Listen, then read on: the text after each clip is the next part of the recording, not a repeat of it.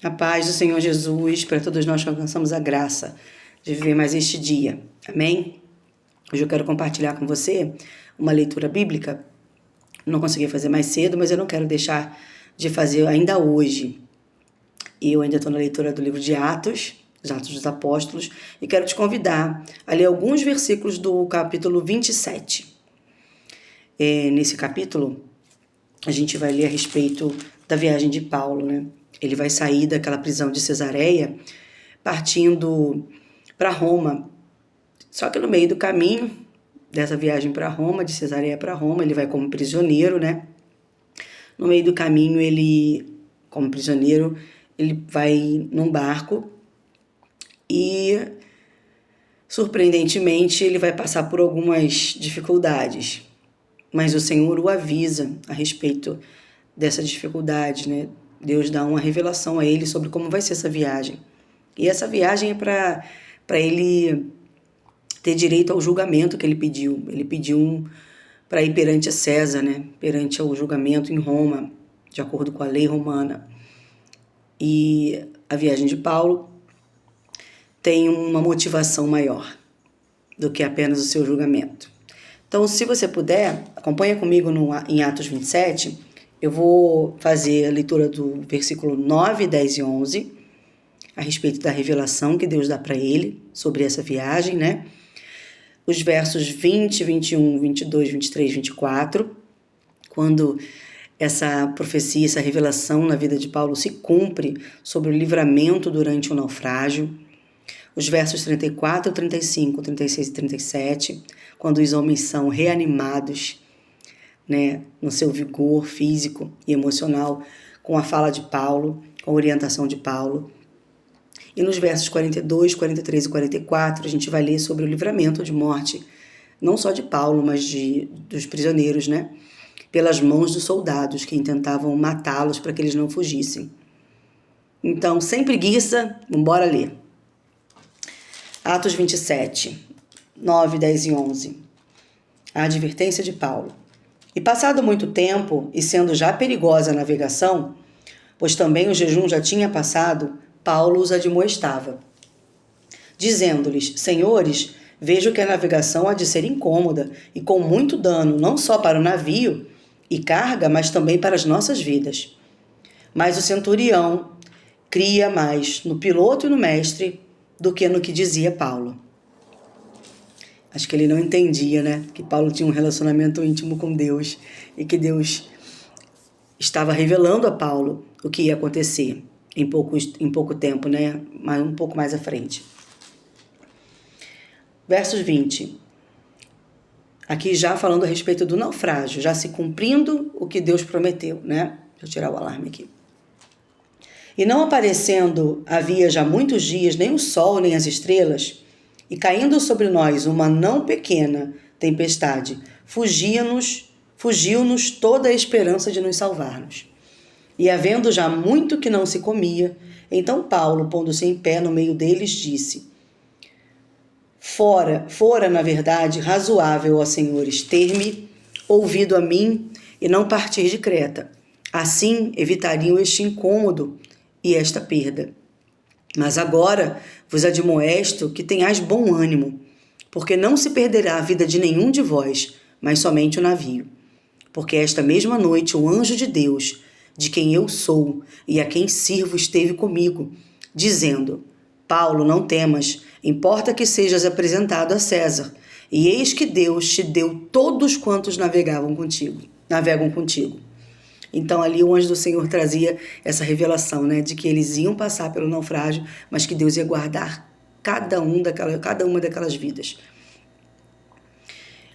E aí no verso 33 continua assim: E entretanto o dia vinha, Paulo exortava a todos a que comessem alguma coisa, dizendo: E já o 14º dia que esperais e permaneceis sem comer, não havendo provado nada. Eles estavam fracos já, né? Portanto, exorto-vos a que comais alguma coisa, pois é para a vossa saúde, porque nenhum cabelo de vocês cairá da cabeça de qualquer de vós. E havendo dito isto, tomando o pão, deu graças a Deus na presença de todos, e partindo o pão, começou a comer. E tendo já todos bom ânimo, puseram-se também a comer. Quer dizer, foram incentivados por Paulo, né, a se cuidar e a comer. E éramos ao todo no navio 276 almas, 276 pessoas. E refeitos com a comida, aliviaram o navio da carga, lançando o trigo ao mar. Agora vamos ao 42, quando fala do livramento, da ideia que os soldados tiveram, né, de matar, assassinar os presos para que eles não fugissem, porque senão eles teriam que dar conta de cada preso que fugiu. Então a ideia dos soldados foi que matassem os presos para que nenhum fugisse, escapando a nado. Mas o centurião, querendo salvar a Paulo, lhes estorvou este intento e mandou que os que pudessem nadar se lançassem primeiro ao mar e se salvassem em terra. E os demais, uns em tábuas e outros em coisas do navio, e assim aconteceu que todos chegaram à terra salvo.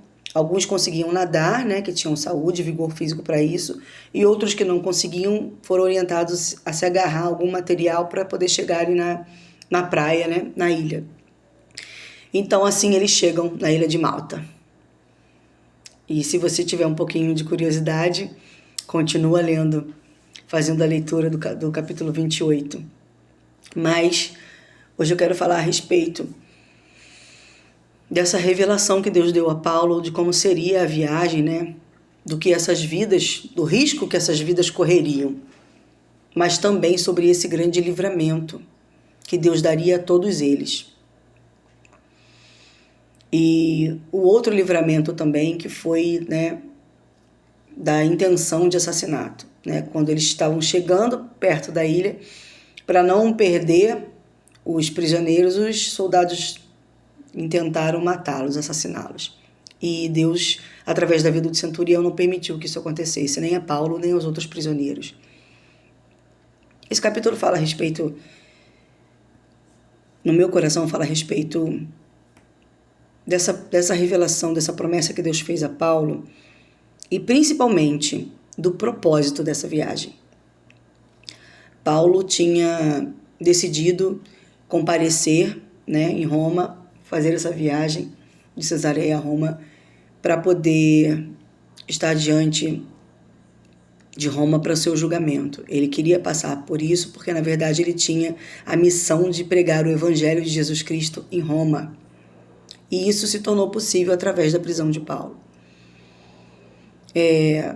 Surpreendentemente, foi necessário passar por essa viagem onde tinha uma tempestade e eles quase morreram na tempestade, e Deus livrou, onde os soldados tentavam matá-los e Deus também não permitiu.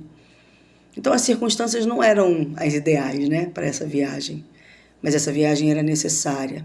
Ela fazia parte do propósito de Deus, do plano de Deus de alcançar os romanos com o Evangelho de Jesus Cristo. E é muito forte nesse capítulo 27, é muito forte a presença de Deus e como Deus cumpre suas promessas, né? O Senhor falou para Paulo que eles não perderiam nenhuma daquelas almas. O Senhor falou que ia livrar eles da morte. Apenas o barco ia ficar destruído, mas as vidas seriam poupadas. E Deus cumpriu. Deus levou todos eles em segurança até a ilha de Malta. Quando Deus tem um projeto, um plano para mim, para você, quando Ele declara sobre nós uma palavra, independente do que a gente esteja vivendo, essa palavra vai se cumprir. A vontade de Deus é soberana sobre as nossas vontades. Se for necessário o livramento, Ele vai dar o livramento. Se for necessário uma intervenção divina, Ele vai intervir. Se for necessário um milagre, algo sobrenatural, Ele faz, porque o que Ele não vai fazer é deixar de cumprir a sua palavra.